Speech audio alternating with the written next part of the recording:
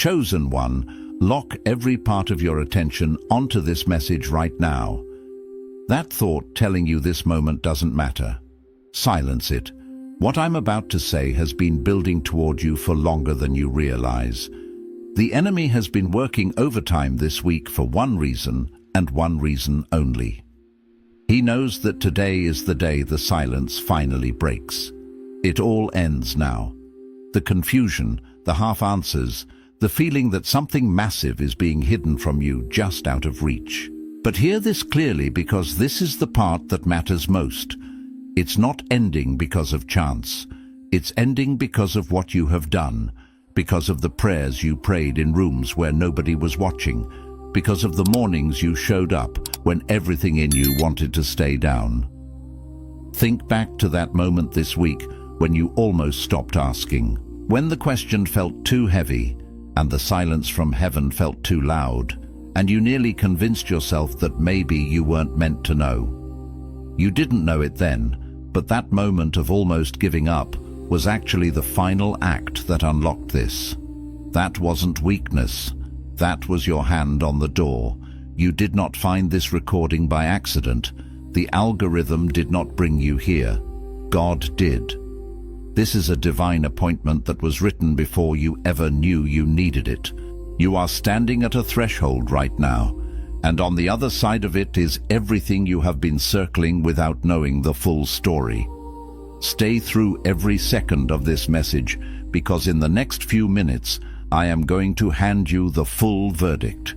Every piece of what has been withheld, every layer of what has been operating beneath the surface of your life. I am going to walk you through the exact divine sequence that has been unfolding in your situation, even during the seasons that looked like nothing was happening. And at the end, I am going to give you a declaration that seals your understanding of this moment and closes the door on every false narrative the enemy built around your story. Do not leave. Your future self is begging you to stay, because if you walk away now, you walk away right before the revelation that reframes everything you thought you understood about this season. I know what the last 72 hours have felt like. It hasn't just been quiet. It has been pressurized, like something enormous is right on the edge of being said, and the atmosphere itself is holding its breath. Maybe you have been carrying a question for weeks, maybe months, and this week the weight of not knowing finally started to feel unbearable. Maybe you found yourself sitting in silence yesterday, not because you were at peace, but because you were exhausted from all the thinking, all the processing, all the trying to understand what has really been happening in your life. Or maybe you woke up at 3 in the morning this week, and instead of fear, what you felt was a deep, unsettled hunger. Like your spirit knew that something was about to be revealed, and it could not wait until morning. You feel like you have been given pieces, but never the full picture. Like you have been living inside a story, but someone keeps withholding the chapter that makes everything else make sense. And in that space of not knowing, the enemy has been whispering a very specific lie. Listen to your thoughts right now. He has been telling you that the reason you don't have clarity yet is because you are not ready for it. He has been replaying the moments when you stumbled, that week you went silent, that moment you pulled back, that conversation you avoided. And he has been telling you that because of those moments, the full truth has been delayed, that you forfeited your right to know because of your imperfection. But I need you to hear what the scripture actually says about this moment. Deuteronomy 29:29 says, "The secret things belong to the Lord our God, but the things revealed belong to us and to our children forever." Listen to that promise. The things revealed belong to you, not to the qualified, not to the perfect, not to those who never stumbled. They belong to you. The revelation was always yours. It was only waiting for the appointed time, and that time is now. The enemy wants you to believe that the silence meant rejection, that the waiting meant disqualification, that the unanswered questions were proof that God had moved on from your story. But that is a deception. You were not being ignored. You were being prepared. The heaviness you feel right now is not the weight of being left out. It is the weight of a door about to open. It is the specific pressure that comes when something sealed for a long time is finally being unlocked. Your spirit has been sensing it all week. That restlessness was not anxiety, that was anticipation. You think the moments you pulled back were failure. You think the silence you lived in was distance from God. But let me reframe your reality right now. That silence was preparation. That waiting was construction. Everything you thought was being withheld from you was actually being completed for you. It is time to finally tell you everything. Here is what has been hidden beneath the surface of your story. A truth so profound it has the power to unravel every lie and redefine every limitation you've ever accepted. You were not chosen because you were the strongest candidate in a divine competition, meticulously weighed against others for your worthiness. You were not selected because your spiritual resume was spotless, or your record was miraculously clean of missteps and stumbles. Your faith was not always a towering oak, unyielding and consistent. There were seasons of wilting and doubt. Your prayers were not always punctual, perfectly articulated, or delivered with unwavering conviction. No, beloved, you were chosen before any of that even existed. Before the first dawn broke upon your consciousness, before you made a single decision, before the first failure etched its lesson into your soul, before the slightest whisper of doubt ever dared to cross the threshold of your mind, heaven had already, with divine ink and eternal purpose, written your name into the assignment. This wasn't a contingent choice, but an irrevocable decree. And the enemy's most cunning, most devastating strategy has not been to destroy you with overt attacks, to annihilate your physical being or even your material success. Its greatest, most insidious strategy has been far more subtle, far more psychological. It has been to make you forget that foundational truth, to sever you from the memory of your divine selection. It seeks to erase from your heart the indelible mark of chosenness, leaving you adrift in a sea of self-doubt and perceived inadequacy. Because a chosen one who doesn't know they are chosen, who lives in a perpetual amnesia of their divine origin, is an incredibly easy target to manage, to diminish, and to keep confined. They stay small, their potential like a magnificent seed buried too deep beneath the soil, never reaching for the sun. They walk through life with hesitant steps, perpetually asking for permission they don't actually need, for doors that were already flung wide open by grace. They linger in the shadows, waiting for validation that was never required, for an external stamp of approval that God's unwavering gaze already bestowed upon them from eternity. They spend entire seasons, sometimes entire lifetimes, apologizing for a disqualification that never happened, a flaw that God never saw as an impediment, a past mistake that the cross already covered. This is the subtle, soul-binding torment of forgetting who you are. Their lives become a perpetual exercise in self-censorship, in shrinking their true selves to fit into smaller, safer narratives dictated by fear rather than faith. They forfeit their inheritance out of ignorance, remaining spiritual paupers, while an unimaginable wealth of grace and purpose lies unclaimed. That, my dear friend, is precisely what has been operating beneath the surface of your life, a subtle current pulling against your true tide. It has not primarily been the enemy attacking from the outside with visible arrows of misfortune or overt spiritual warfare. Rather, it has been something far more intimate and devastating, the unwitting agreement you made with a story about yourself, a narrative woven from past hurts, societal expectations, and personal failures that was never true in the eyes of heaven. It's like living under a false identity, a masquerade you didn't even realize you were wearing, believing the costume was your true skin. This internal pact, often forged in moments of vulnerability or pain, has been the true ceiling limiting your flight. the hidden anchor weighing down your ship. Think about the story of Gideon, a powerful parable for our own journey. When the angel of the Lord, a messenger of divine truth, found him, Gideon was not standing victoriously on a mountain with his hands raised in worship, leading armies into battle. Far from it. He was hiding, metaphorically and literally. He was in a winepress, a place meant for crushing grapes, not threshing wheat. He was doing his work in secret, cowering from the very enemy, the Midianites, whom he had already been divinely ordained to defeat. His outward posture was one of fear, self-preservation, and a deep sense of inadequacy. And what was the angel's response to this timid, trembling man? Did he correct Gideon's posture, demanding a more courageous stance? Did he rebuke his palpable fear, admonishing him for his lack of faith? No, not at all.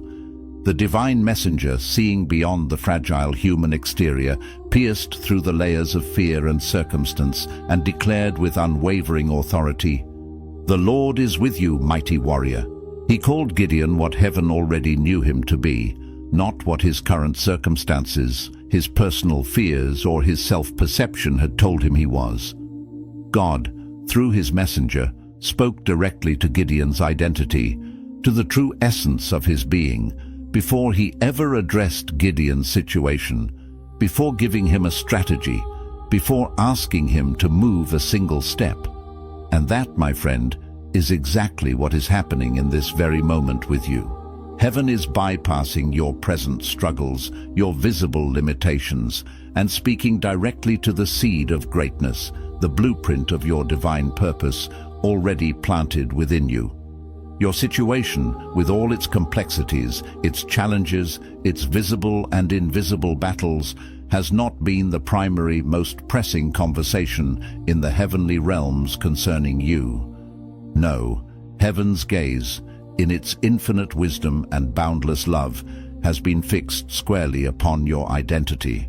It sees not the shifting sands of your present circumstances, but the bedrock of who you truly are in Christ. It sees the finished work, the divine potential, the masterpiece already ordained, rather than the temporary canvas still being painted. But here is where this revelation goes deeper, where the spiritual insights truly begin to unfold. And this is the part most people never get to experience fully, because they often leave too early, retreating from the process just before the deepest layers are uncovered. They mistake the stillness for absence, the quiet for emptiness. The waiting that felt like an interminable silence, like a barren wasteland of unanswered prayers, was not God being slow, forgetful, or indifferent to your plight. It was God being surgical, operating with divine precision, intention, and foresight beyond human comprehension. There is a profound, often misunderstood difference between a mere delay and a divine pause. And the enemy has been cunningly counting on you, not knowing that crucial distinction. A delay in human terms often means something went wrong, a plan derailed, a schedule interrupted, a mistake made. It implies an unforeseen complication. But a divine pause, a divine pause is an entirely different phenomenon. It means something meticulously significant is being prepared, something of such magnitude and eternal weight that it requires more time, more refinement, more foundational work than your human impatience or immediate gratification-seeking nature is comfortable with. Every single day that felt like nothing was happening, every long night where hope seemed to recede, every season that felt stagnant and unproductive was actually a day, a night, a season where something vital was being built, reinforced, and meticulously structured in a dimension you cannot yet perceive, a reality beyond the veil of the physical. The intricate architecture of your breakthrough was being reinforced with celestial steel. The foundation beneath your next season, the season of unprecedented expansion and divine manifestation, was being laid deeper, wider, and more immovably than any foundation before it. This deeper laying is essential, because what God is about to release into your life, the sheer weight of glory and purpose, requires a foundation strong enough, resilient enough, and deep enough to hold it without crumbling under its magnificent impact. Consider the remarkable journey of Joseph, a narrative that beautifully illustrates this divine calibration. He did not go from the crushing despair of the pit, where his brothers betrayed him, directly to the glittering splendor of the palace in a single miraculous leap. His ascent was a multi-stage, arduous process, a divinely orchestrated curriculum of character building. He went from the pit of familial betrayal to the relative comfort, yet still restrictive environment of Potiphar's house. From Potiphar's house, a place of false accusation and unjust suffering, he was plunged into the literal darkness and anonymity of the prison. And only from the prison, after years of forgotten potential, did he finally ascend to the throne of Egypt. At every single stage of this tortuous journey, to the casual observer, it looked like he had been forgotten by God, abandoned by every promise. It looked like the vibrant dream of his youth, the vision of bowing sheaves, had withered and died, a cruel illusion. It looked like the prophetic word God gave him was a cruel joke, a taunt in the face of his suffering. But what was actually happening, profoundly and purposefully, in every single one of those seemingly adverse spaces, the pit, Potiphar's house, the prison, was a process of intense calibration, divine schooling, and strategic positioning. God was not punishing Joseph for some hidden sin. He was positioning him, meticulously aligning every circumstance to forge the leader, the provider, the savior of nations he was destined to be. Every betrayal, though excruciatingly painful, was not a setback, but a relocation, moving him closer to his ultimate assignment. Every false accusation, though deeply wounding, was a promotion in disguise, forcing him into new levels of trust and dependence on God. The prison, that dark, forgotten place, was not a punishment for a crime he didn't commit. It was, in retrospect, the green room before the greatest, most impactful moment of his entire life, a place of final preparation, where his spiritual gifts were honed in obscurity, ready for their grand unveiling.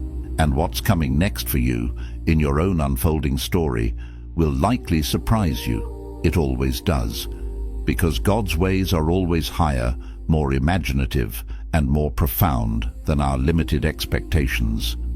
The thing about Joseph that most people miss, a crucial detail often overlooked in the grand narrative, is that he never stopped interpreting. Even in the depths of the prison, a place of despair, isolation, and injustice, when he had every human reason to retreat into silence, to surrender to the corrosive bitterness of his circumstances, to let hope die within him, he was still actively using his divine gift.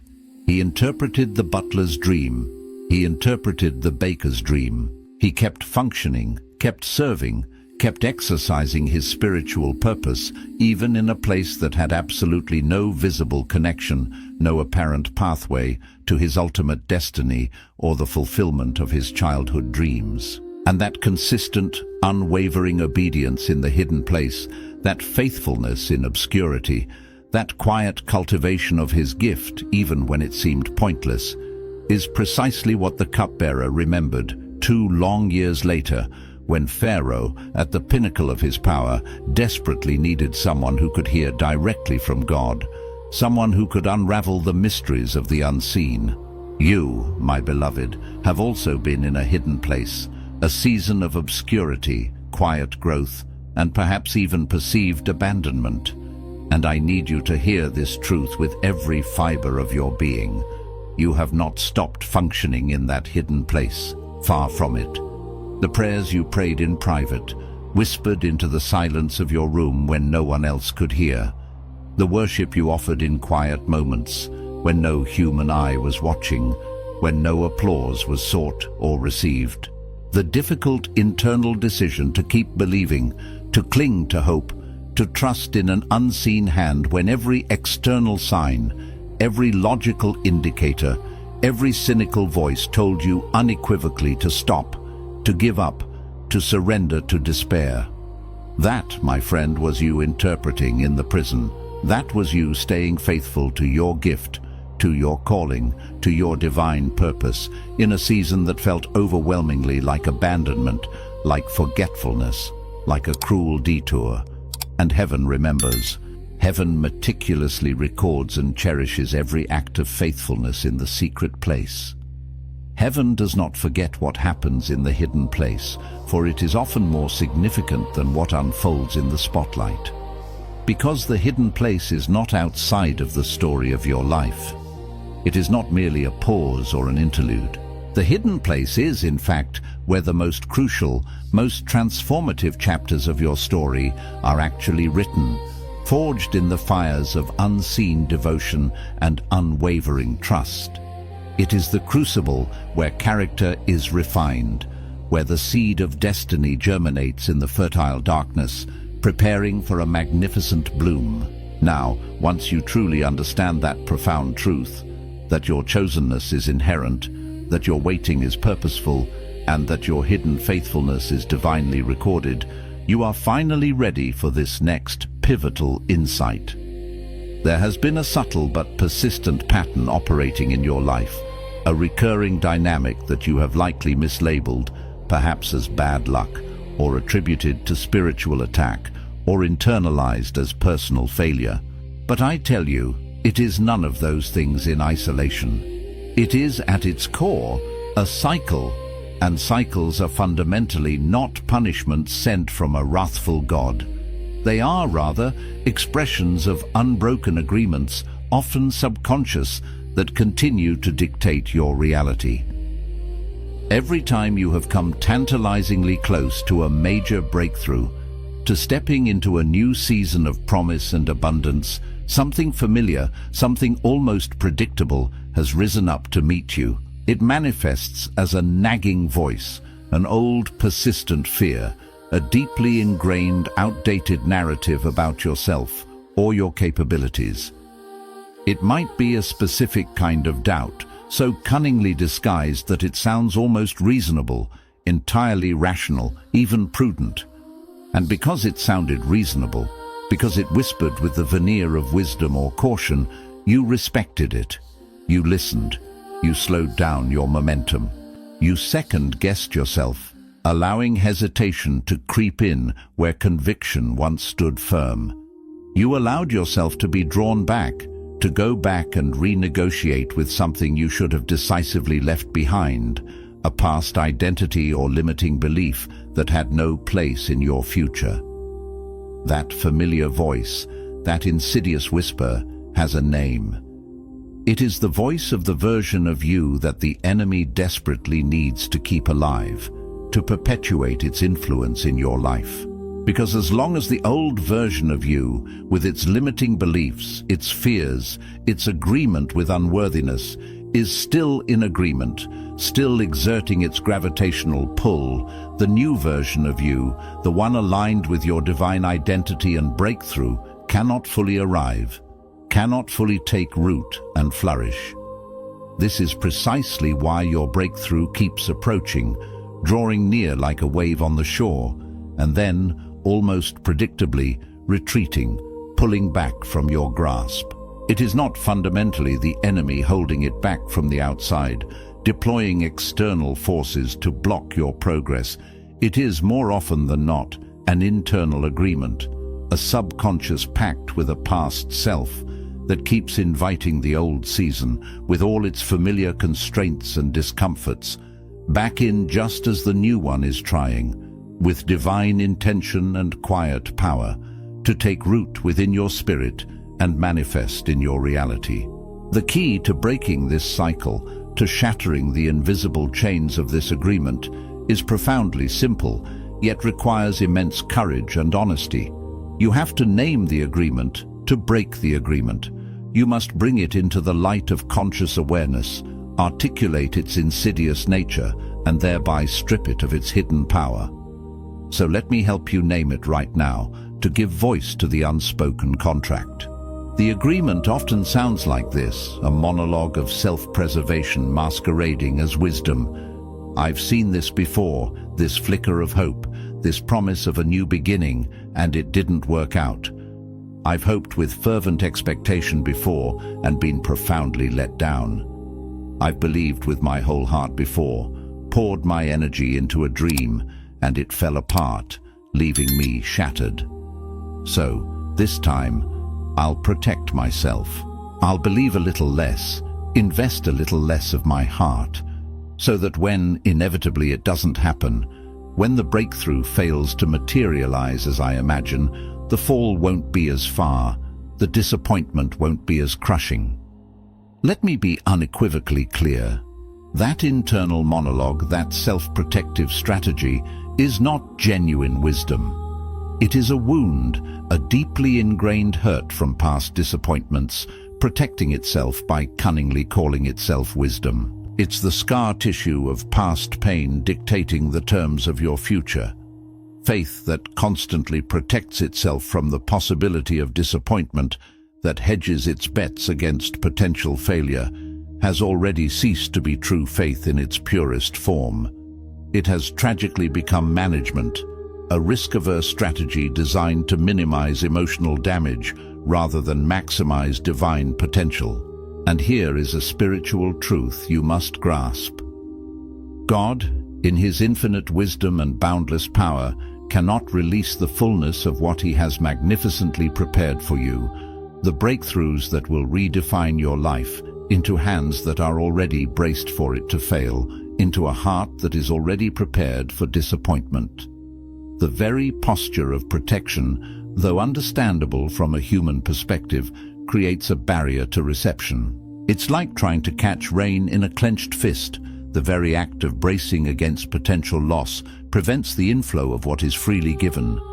Stay with me, because what I'm about to share next is not just another insight. It is the part that profoundly breaks the cycle, the key that unlocks the door to sustainable transformation. There is a word, a profound spiritual principle embedded in Scripture that your spirit needs to receive right now, a balm for the weary soul, and it is found in the deeply human story of the prophet Elijah under the juniper tree. After experiencing his greatest public victory, after the dramatic descent of fire from heaven in response to his prayer, after the resounding defeat of the prophets of Baal on Mount Carmel, after one of the most spectacular and undeniable displays of divine power recorded in the entire Bible, Elijah, the mighty prophet, collapsed. The man who had just stood against an entire pagan regime and watched God split the sky with fire, now sat utterly broken and depleted under a solitary juniper tree, uttering a cry of profound despair. "It is enough, Lord, take my life, for I am no better than my fathers." He, the instrument of such colossal power, was begging to die. And what did God do in response to this raw cry of human exhaustion and spiritual despondency? He did not correct Elijah's lament, nor did he rebuke him for his apparent lack of faith or courage. No. With divine compassion and strategic foresight, he sent an angel, not with a fresh prophecy to motivate him, not with a grand vision of future triumphs, not with a detailed plan of his next assignment, but with something far more fundamental, with food and drink. And then he allowed Elijah to sleep, deeply, restoratively. And then he let him sleep again. The angel came back a second time with more nourishment and gently urged him, "Arise and eat, for the journey is too great for you. The journey is too great for you in the state you are currently in." This was not an insult. It was not a judgment on Elijah's character or strength. It was a divine diagnosis, a compassionate and precise assessment of his condition and the requirements of his future. God was not subtly implying that Elijah was inherently weak or unqualified. He was, with profound wisdom, communicating that the next assignment, the next season of his life and ministry, required a version of Elijah that could not be accessed, could not be activated, from a place of deep physical, emotional, and spiritual depletion. The rest Elijah received was not a delay in God's plan. It was integral preparation and essential recalibration. The food and drink were not merely comfort, they were vital fuel for a destination, a profound encounter that Elijah, in his exhaustion, couldn't even begin to see or imagine yet. And what profoundly followed that necessary rest, that period of divine restoration? It was the still, small voice, the soft whisper of God, a gentle yet powerful revelation. Not the dramatic earthquake that shook the ground, not the consuming fire that scorched the landscape, not the mighty wind that tore through the mountains. The still, small voice, which means that if Elijah had remained in his state of profound exhaustion, his spirit cluttered with internal noise and the roar of his own striving, he would have been too loud inside, too tumultuous, too distracted to hear the subtle, profound truth that God was actually speaking to him, the guiding words that would redefine his mission. Your exhaustion, then, has not been a sign of abandonment, a penalty for your struggles, or an indication that God has forgotten you. On the contrary, it has been a necessary precondition for you to finally hear the still, small voice. God has been patiently, lovingly, waiting for the incessant noise inside you to settle, for the roar of your own striving, your anxious planning, your desperate fighting to quiet down. He is not punishing you with the waiting. Rather, he knows that what he is about to say to you, the deep truths, the nuanced guidance, the subtle direction, simply cannot be heard over the deafening clamor of your own frantic efforts and internal chaos. This truly is where the real transformation begins. It starts not with more striving, but with a profound shift in posture and perspective. Because here is what most people don't realize, a counterintuitive truth that unlocks immense grace. The breakthrough you have been so earnestly seeking, the transformation you long for, is not coming to the version of you that has been fighting the hardest, striving with the most intensity, or battling with the greatest ferocity. No, the breakthrough is coming to the version of you that finally stopped fighting long enough, finally surrendered deeply enough to simply receive what God has already prepared and is already offering. There is a posture, a stance of the heart, that the world often misinterprets as weakness or passivity, but is in fact the most powerful, most receptive position available to a human being. It is the posture of surrender, not surrender to the enemy's lies, not surrender to the crushing weight of your circumstances, but surrender, deep and profound, to the divine process itself. It is a surrender to the reality that God's architecture for your life is infinitely more sophisticated, more intricate, more beautiful than your anxious imaginings. It is a surrender to the truth that His timeline is exquisitely more precise, more perfectly calibrated than your urgent, often fear-driven attempts to control outcomes. It is the humble acceptance that what He is building in your life, the profound work of spiritual formation and destiny actualization, requires a kind of stillness, a spaciousness of soul that your flesh, with its natural inclination towards control and immediate action, is deeply uncomfortable with. Recall the disciples gathered in the upper room for 10 days before the outpouring of Pentecost. 10 days of waiting after the monumental resurrection of their Lord, after His explicit promise of the Holy Spirit, after His glorious ascension back to heaven. 10 days of silence, of prayer, of anticipation, following the most world-altering event in human history. Imagine the internal struggle, the questions, the urge to do something. And had they left on day 9, had they concluded that waiting was passive, that waiting was a sign of weakness, that the promise must not be real because it was taking too long to manifest, they would have tragically missed the moment that changed everything, the divine explosion that launched the church and transformed their lives irrevocably. You, my friend, are in your own upper room days right now. And what is coming, what is stirring just beneath the surface, is your Pentecost, your season of divine outpouring and unparalleled breakthrough. But before that breathtaking breakthrough fully breaks open, and I need you to hear this next part with everything in you, with an openness that transcends your protective instincts, there is something you have been calling faith that you need to honestly and courageously examine. Because there is a subtle but pervasive version of spiritual seeking that, beneath its pious veneer, is actually a deeply entrenched form of control. There are people who come to God with their hands seemingly open, outstretched in prayer, but their minds are already rigidly decided, their hearts clinging tightly to a predetermined outcome.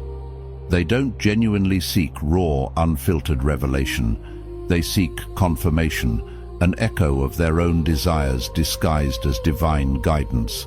They want God to simply bless the conclusion they have already painstakingly reached, to validate their carefully constructed plans, rather than humbly allowing Him to lead them to the truth He has already prepared, the path He has already laid out, which might look radically different from their own. And the reason they do this, the root of this pseudo-faith, is not rooted in wickedness or malice. It is, more often than not, born of profound fear. It is the deep-seated fear that if they were to fully surrender their own understanding, their own tightly held expectations, their meticulously crafted blueprint for their life, they might not like what God actually says. They might not appreciate the direction He actually points them in, because it might require them to let go of something comfortable, something familiar, something they believe is essential for their happiness or security. This is the hidden root.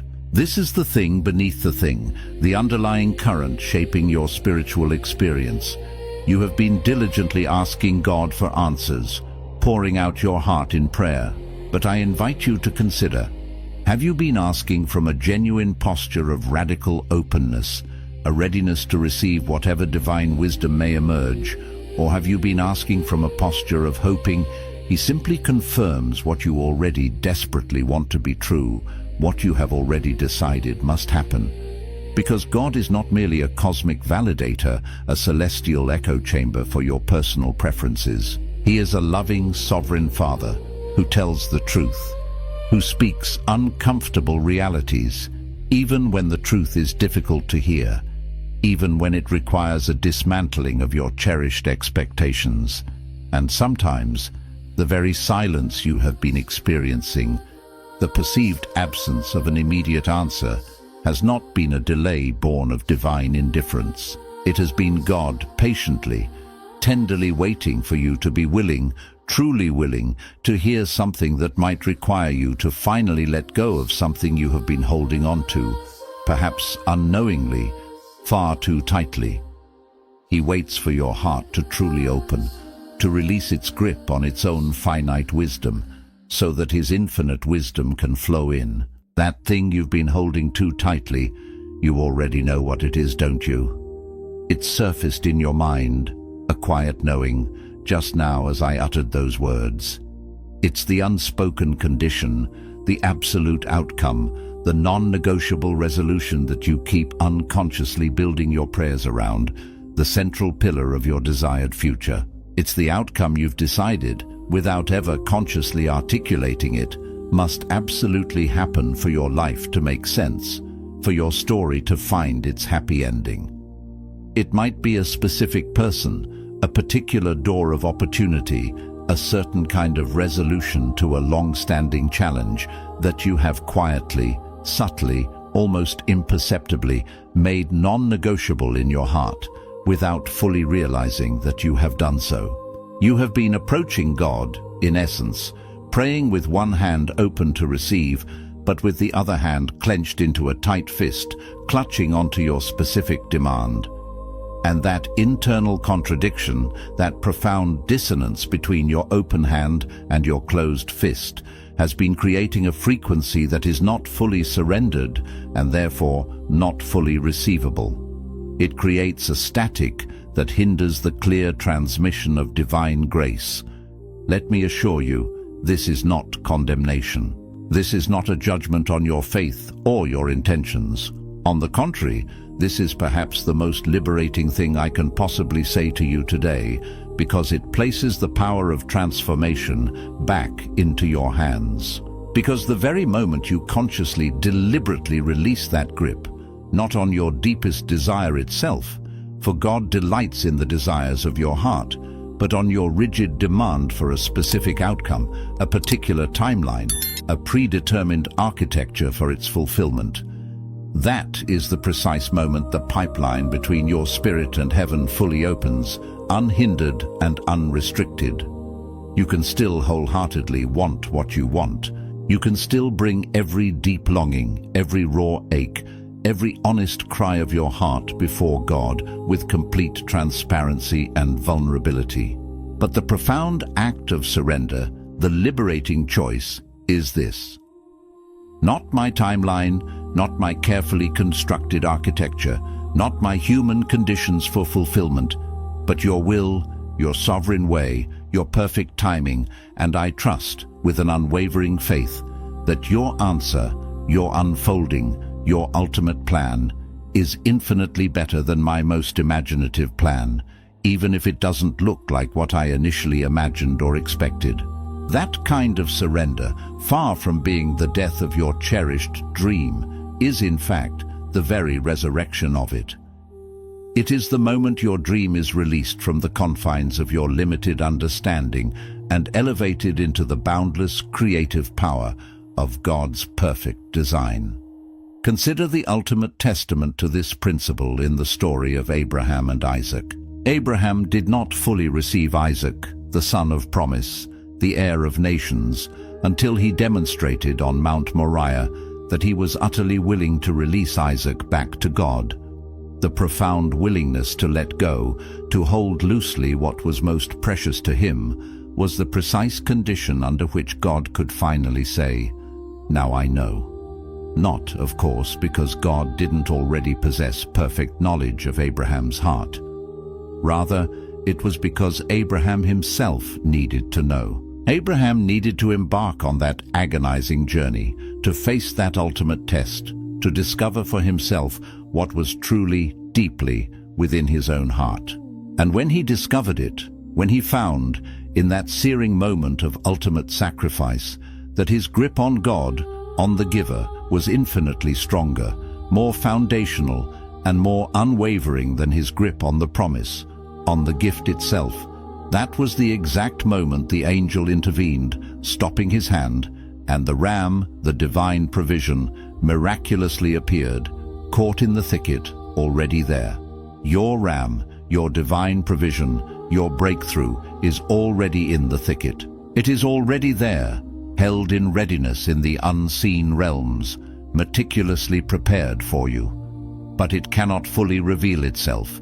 It cannot manifest in your physical reality until your hand releases what you have been gripping so tightly, so desperately, that you can no longer feel God's loving, guiding hand in yours. Your clenched fist has inadvertently created a barrier. And here is the part you probably did not expect, the deepest layer of spiritual insight that might reframe everything for you. The thing that has been blocking your next level, the true impediment to your breakthrough, is not primarily the enemy's direct assignment against you, though spiritual opposition is real.